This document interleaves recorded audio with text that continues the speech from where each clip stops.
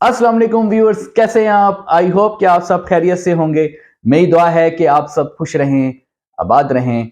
Viewers, अगर आप channel पर नए हैं, चैनल को जरूर सब्सक्राइब करें, वीडियो को दूसरों के साथ ज़्यादा से ज़्यादा शेयर किया करें ताकि एक आम आदमी तक सोलर की सारी नॉलेज पहुंच सके। तो व्यूअर्स, इस वीडियो में मैं बात करूंगा सोलर पैनल्स की प्राइसेस में जो अचानक तब्दीली आई है, उसको हम देखेंगे। मैं उसकी पूरी सूरत हाल से आपको आगाह करूंगा। इसके अलावा आपके जो कमेंट्स में बहुत सारे सवालात हैं जो कि एक आम आदमी के जहन में सोलर से मुतल्लिक सवालात जहन में जन्म लेते हैं। यूट्यूब पर बहुत सारी वीडियोस को देखने के बावजूद उन सवालात के जवाबात जो हैं वो आप लोगों को नहीं मिल रहा होता, जो कि सोलर से मुतल्लिक आप सोच रहे होते हैं या आपके जहन में आ रहा होता है। वो सवालात जैसे कि मैंने आपको लास्ट वीडियो में बताया कि आप कमेंट्स में किया करें, मैं वीडियोस में उसका जवाब बिल्कुल दिया करूंगा।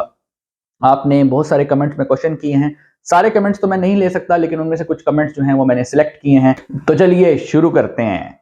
तो सबसे पहले मैं आपके सवालात के जवाबात दूंगा और उसके बाद हम चलेंगे सोलर पैनल की प्राइसेस के ऊपर। तो सबसे पहला जो क्वेश्चन मैंने लिया है वो ये है कि सोलर पैनल्स के मुतालिक क्वेश्चन पूछा गया है कि जब एमपीपीटी के साथ आप सोलर पैनल्स को अटैच करते हैं, यानी अपने घर में मौजूद यूपीएस को जब आप सोलर सिस्टम बनाना चाहते हैं, यानी उसी यूपीएस को आप इस्तेमाल करना चाहते हैं और आप चाहते हैं कि उसी के साथ हम सोलर पैनल अटैच कर लें, तो फिर आपके जहन में ये सवाल आता है कि कैसे करें। तो उसमें बहुत सारी वीडियोस मैं बना चुका हूं और जो मुझे फॉलो कर रहे हैं उन्हें पता है कि कैसे होता है। यानी आप एमपीपीटी चार्ज कंट्रोलर, जो एमपीपीटी सोलर चार्ज कंट्रोलर है, उसका इस्तेमाल करते हैं और उसके साथ आप बड़े पैनल्स अटैच कर सकते हैं अपने यूपीएस के साथ। यानी अब सवाल यह है कि क्या अगर 12 वोल्ट का यूपीएस है और एक बैटरी घर में लगी हुई है और पंखे 4 से 5 हैं, 8 से 10 लाइट्स हैं, तो क्या इस लोड के साथ मुझे कितने पैनल्स लगाने पड़ेंगे? ये कॉमन सवाल है। तो उसके साथ आपको सिर्फ 2 पैनल लगाने पड़ेंगे। 570, 575, 80 वाट का के रेंज में ले लें।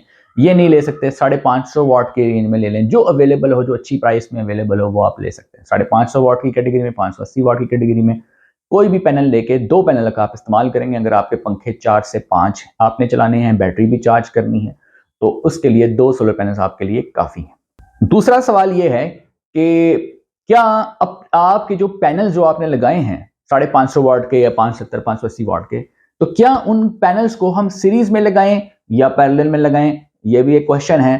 तो व्यूअर्स, ये डिपेंड करता है कि आपका जो एमपीपीटी चार्ज कंट्रोलर है वो कौन सा है। आपका एमपीपीटी चार्ज कंट्रोलर 60 एम्पियर का है या 80 एम्पियर का है। और 60 एम्पियर्स का अगर एमपीपीटी चार्ज कंट्रोलर चाहे किसी भी कंपनी का हो, तो वहां पर आपने कनेक्शंस पैरेलल में करने हैं। यानी कि जो पैनल्स हैं उसके उसके जो कनेक्शंस हैं वो पैरेलल में होंगे। यानी एक पैनल का प्लस दूसरे पैनल का प्लस जोड़ेंगे, एक पैनल का उसी पैनल का माइनस दूसरे पैनल के माइनस साथ जोड़ेंगे। इसे कहते हैं पैरेलल कनेक्शन।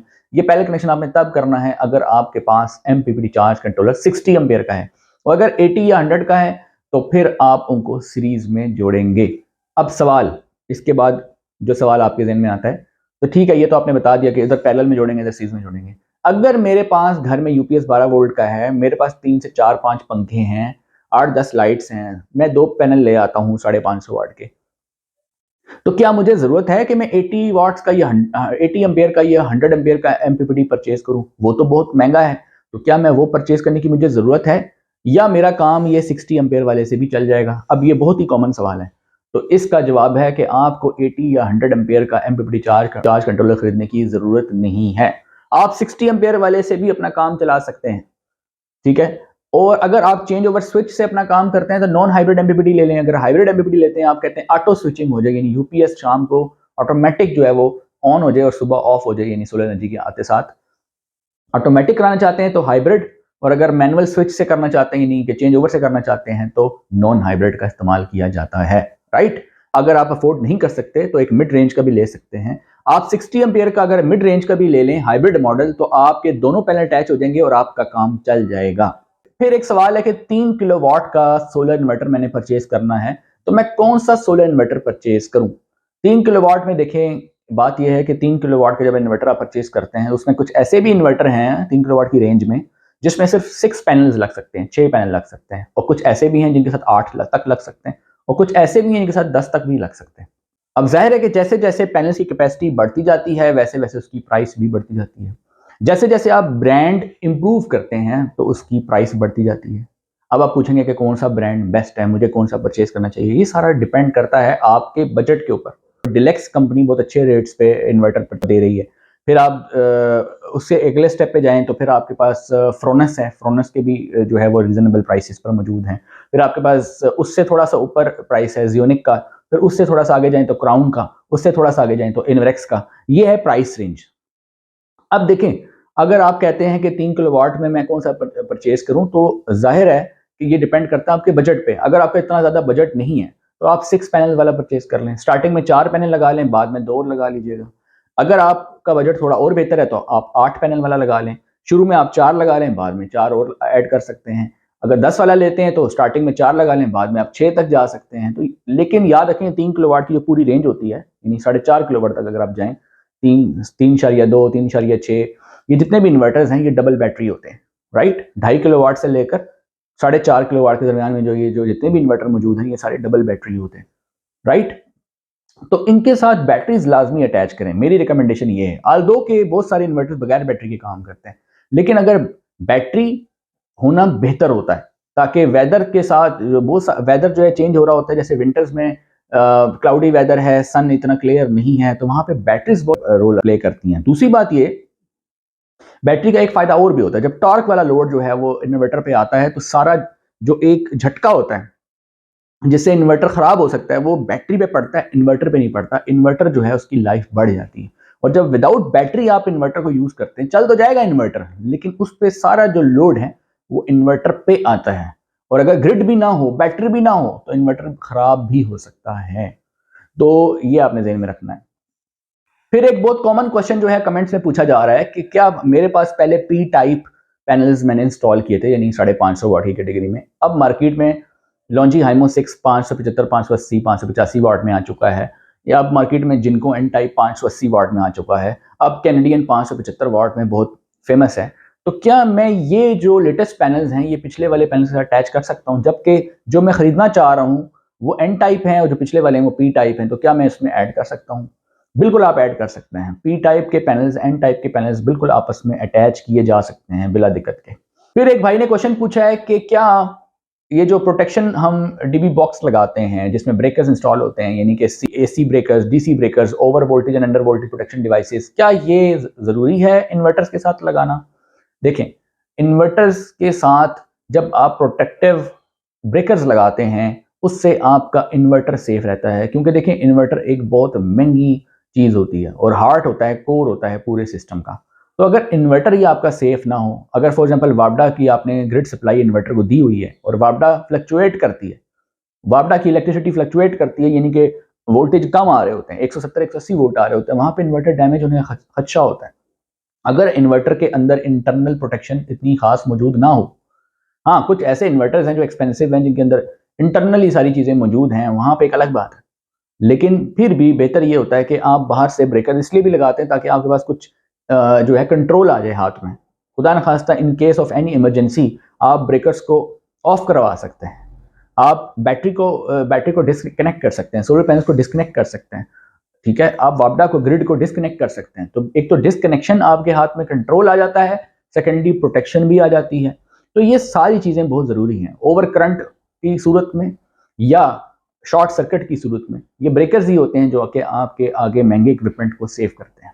फिर एक भाई ने क्वेश्चन पूछा है कि शोर कंपनी का जो 3000 VA का इन्वर्टर, पावर इन्वर्टर, जो छोटा आपने बताया था जिससे सिंगल बैटरी से आपने बताया था कि फ्रिज भी आगे चल जाता है, तो क्या सिंगल बैटरी से जब हम फ्रिज चलाते हैं तो ये शोर कंपनी का इन्वर्टर हमारे फ्रिज को खराब तो नहीं करता? नहीं, बिल्कुल खराब नहीं करता, कुछ भी नहीं होता। शोर कंपनी के इन्वर्टर से बहुत अरसे से लोग जो हैं जो इसको समझते हैं, शोर के ब्रांड को जो काफ़ी सालों से जानते हैं, उन्हें पता है कि शोर कंपनी का जो इन्वर्टर है वो बहुत बेहतरीन है क्वालिटी में। ऑल्दो कि वो वारंटी में नहीं आता, मगर वो ख़राब भी नहीं होता। और ऐसा कभी हुआ भी नहीं कि शोर कंपनी का इन्वर्टर जो है वो स्टार्टिंग से ख़राब हो गया। अलबत्ता हमारी अपनी मिस्टेक्स की वजह से अगर कोई चीज़ ख़राब होती है वो एक अलग बात है। फ्रिज चलाने के लिए मिनिमम भी इन्वर्टर आप लें तो 65,000 का आपको इन्वर्टर मिलता है और 4 पैनल आपको लाजमी लगाने पड़ते हैं। तो अगर आप कहते हैं कि जी मेरे पैनल भी जने 2 लगे हुए हैं, साथ में एक बैटरी भी मेरे पास अच्छी बड़ी है और मैं चाहता हूँ कि मेरा एक मीडियम लेवल का कोई फ्रिज वगैरह चल जाए, या इन्वर्टर फ्रिज चल जाए, या नॉर्मल लेवल का फ्रिज चल जाए, तो श्योर कंपनी का इन्वर्टर वहाँ बेहतरीन चॉइस होती है, उससे बिल्कुल आपका फ्रिज खराब नहीं होता। फिर एक भाई ने क्वेश्चन पूछा है कि मेरे पास यूपीएस है 12 वोल्ट का, तो क्या उसके साथ मैं 4 पैनल लगा सकता हूँ? बिल्कुल नहीं, क्योंकि अगर 12 वोल्ट का यूपीएस है, इसका मतलब है उसके साथ एक बैटरी अगर आपने लगाई होगी, आमतौर पे घरों में एक बैटरी लगी होती है, अगर एक बैटरी है तो फिर आपको 4 पैनल लगाने की जरूरत नहीं है। हाँ, पैनल आप तब 3 या 4 लगाएं जब आपके पास बैटरी 2 हो। अगर आपके पास 2 बैटरी पैरेलल में लग जाए, मिसाल के तौर पे 2 बैटरीज हैं, 12 वोल्ट का यूपीएस है, दोनों बैटरीज को पैरेलल में लगा दें, यानी प्लस प्लस जोड़ दें, माइनस माइनस जोड़ दें, अब दोनों बैटरीज आ गई पैरेलल में। अब आपके पास जैसे पानी हम भरते हैं ना कुएं के अंदर, अब कुआं एक नहीं है, कुएं 2 हैं। पहले आप एक टंकी भर रहे थे पानी की, अब 2 टंकियां भरनी है पानी की। तो अगर पीछे से अब वॉल खोल भी दें, पाइप बड़ा भी लगा दें, प्रेशर बढ़ा भी दें, तो कोई मसला नहीं है। क्यों कि कुएं 2 हैं, टंकियां 2 हैं, तो आराम से आपके पानी भर जाएगा। लेकिन अगर टंकी एक ही हो और पीछे से वॉल आप खोल दें और प्रेशर इतना ज्यादा बढ़ा दें, तो पानी ओवरफ्लो होगा, जाया होगा। इसी तरह इलेक्ट्रिकल एनर्जी वेस्ट होगी कि 4 पैनल लगाए हुए हैं, सिर्फ एक बैटरी लगाई हुई है। क्यों? देखें, 24 वोल्ट का सिस्टम आप बना नहीं सकते, यूपीएस आपके पास 12 वोल्ट का है ना, आप उस यूपीएस को 12 वोल्ट के यूपीएस को यूज करना चाह रहे हैं, तो इस केस में दोनों बैटरी सीरीज में नहीं बल्कि पैरेलल में लगेंगी, पैरेलल में लगा दें। फिर आपके पास चाहे 3 हो पैनल हो या 4 हो, बैटरीज अगर बड़ी ट्यूबुलर 2 पैनल में लगी हो सिंगल, तो फिर तो कोई इशू नहीं है, 4 पैनल भी हो तो इशू नहीं है। आप जो है अपने सवालात सोलर से मुतल्लिक कमेंट्स में करते रहें, उनके जवाबात आपको आने वाली वीडियोस में मिलते रहेंगे। तो व्यूअर्स, अब बात कर लेते हैं सोलर पैनल की प्राइसेस के हवाले से। आज से तकरीबन 4 दिन पहले प्राइसेस जो हैं मसनूई तौर पर मार्केट में बढ़ गई, यानी कि वो पैनल जो कि लॉन्जी हाइमो 6 जो 52 रुपीस पर वॉट मिल रहा था, वो 60 रुपीस पर वॉट मार्केट में चल रहा है। वो पैनल बाईफेशियल पैनल जो 55 टू 56 रुपीस पर वॉट मिल रहा था रावलपिंडी की मार्केट में, वो फिजिकली प्रैक्टिकली अगर आप वहां जाएंगे, कुछ तो कीमतें वो होती हैं ना जो कुछ लोग यूट्यूब के ऊपर बड़ी कम करके बता रहे होते हैं कि जी 35 रुपए पर वाट हो गया, जी 37 रुपए पर वाट हो गया, लेकिन जब आप प्रैक्टिकली जब जाते हैं मार्केट में तो कोई 35 रुपए नहीं दे रहे हैं। प्रैक्टिकली मार्केट में जब जाके आप पैनल खरीदने जाते हैं ना, एक होता है मुंह से बात करना वैसे, और एक होता है प्रैक्टिकली जाना। जब प्रैक्टिकली मार्केट में जाते हैं तो पता चलता है कि प्राइसेस तो बहुत ज्यादा हैं, प्राइसेस तो वो ज्यादा हैं, जो बता रहा था बंदा यूट्यूब पर वो तो कम बता रहा था, यहाँ पे तो मामला कुछ और है। तो मैं तो आपको जो प्राइस देता हूँ वो मार्केट में जिस प्राइस पे लूज पैनल सेल हो रहा होता है, मैं आपको वो प्राइस देता हूँ। एक वो प्राइस होती है जो लूज पैनल की होती है, यानी कि अगर आप 2 या 4 पैनल परचेज करते हैं। एक वो प्राइस होती है जो अगर आप एक पूरा पैलेट परचेज करते हैं, और एक वो प्राइस होती है जब एक पूरा कंटेनर परचेज करते हैं। लास्ट वीक जो मैंने वीडियो बनाई उसमें मैंने आपको बताया था कि जो एवरेज प्राइस कराची में 45 से लेकर 50 के दरमियान में, और रावलपिंडी, इस्लामाबाद और लाहौर में 50 से लेकर 55 के दरमियान में सारे सोलर पैनल्स इजीली अवेलेबल थे। मगर अब मंडे के बाद, यानी मंडे से starting from Monday Tuesday Wednesday Thursday, यानी कि पिछले 3-4 दिनों में और आज तक, आज तो मार्केट यहाँ ऑफ है, इन सब में अब पैनल्स की प्राइसेस जो हैं एक पैनल के ऊपर 8 से 10 रुपए पर वॉट बढ़ा दी हैं। कुछ लोग कह रहे हैं कि हमने इसलिए बढ़ाई है कि हमारे पास पैनल्स नहीं है, क्योंकि पीछे से हम पैनल्स परचेज नहीं कर पा रहे हैं, माल आ नहीं रहा है। अब ये उनके ईमान के ऊपर है कि वो ठीक बता रहे हैं या गलत बता रहे हैं, जो कुछ भी है। लेकिन सोलर पैनल्स की प्रैक्टिकली कीमतें जो हैं वो अचानक तब्दील हो गई मंडे को, और एक शॉकिंग न्यूज थी, क्योंकि मेरे लिए भी शॉकिंग न्यूज थी, क्योंकि उससे पहले मैं खुद मार्केट में मौजूद था और मैंने मार्केट में जब देख रहा था प्राइसेस, तो 52 रुपीस पर वॉट लॉन्जी हाइमो 6 का कैनेडियन एन टाइप जो है वो तकरीबन 54 से लेकर 57 के दरमियान में कहीं पे भी लाया कर रहा था। रावलपिंडी की मार्केट की बात कर रहा हूं। इसके अलावा लाहौर में शायद इससे भी थोड़ा कम हो, 53 तक हो या 52 तक हो। लेकिन जैसे ही संडे के बाद मंडे को मैंने मार्केट विजिट किया तो एक शॉकिंग न्यूज थी, और वो किसी ने 8 रुपए पर वॉट बढ़ा दिया, किसी ने 10 रुपए पर वॉट बढ़ा दिया, किसी ने 6 रुपए पर वॉट बढ़ा दिया, और पैनल्स की प्राइसेस शूट करती करती करती बढ़ती गई। वजह क्या है? वजह शॉर्टेज है या स्टोरेज है, ये तो उनके ईमान के ऊपर है जो बेच रहे हैं। लेकिन मार्केट की जो प्रैक्टिकली सूरत हाल है वो यही है जिससे मैंने आपको आगाह किया है। ये थी आज की वीडियो। इंशाल्लाह नेक्स्ट वीडियो में फिर हाजिर होऊंगा एक नए कंटेंट के साथ, आपके सवालात के जवाबात के साथ, एक नए सोलर के लेक्चर के साथ। इंशाल्लाह मिलते हैं नेक्स्ट वीडियो में। चैनल पे अगर आप नए हैं, चैनल को जरूर सब्सक्राइब करें, वीडियो को दूसरों के साथ ज़्यादा से ज़्यादा शेयर किया करें ताकि एक आम आदमी तक सोलर की सारी नॉलेज पहुंच सके। मिलते हैं नेक्स्ट वीडियो में, तब तक के लिए अल्लाह हाफिज़।